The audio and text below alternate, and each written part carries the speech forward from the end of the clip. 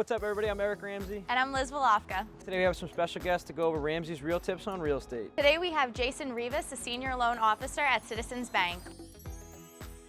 The first step in the home buying process is the pre-approval. And especially now with COVID-19, it's required before you go in to look at an open house, you have to have your pre-approval in order.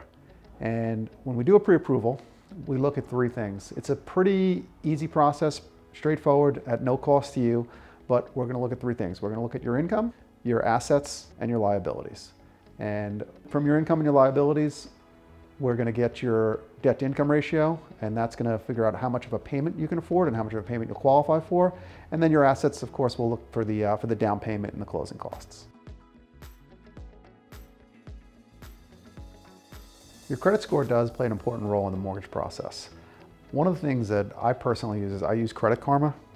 It monitors your credit score. It's a free app, and it's going to affect things like your mortgage rate.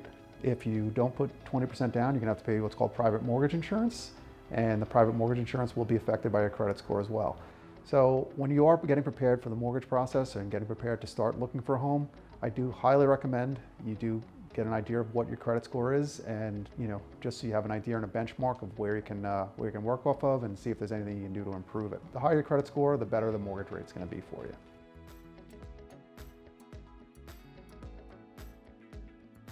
One of the myths of buying a home is that you need the 20% for the down payment. The great thing is that we actually have mortgage programs where you can buy a home with as little as 3% down. And that really opens up the opportunity to a lot of first-time home buyers who are, living and struggling to, save that money, because they think 20% is an intimidating number. But when you run the numbers compared to what your current rent is and what an actual housing payment is, with interest rates being as low as they are, it's typically comparable to what you're paying in rent. You can actually almost afford a home with a small down payment. So it always pays to ask and to see what options are available to you.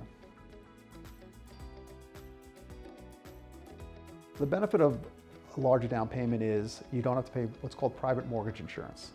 And if you put 20% down on a mortgage, you don't have to pay private mortgage insurance. And what that private mortgage insurance is it's the difference, it's an insurance policy that covers the difference between what you put down and 20%. So the more you put down, the better, because the less that insurance policy will be. That insurance policy falls into 4 different categories.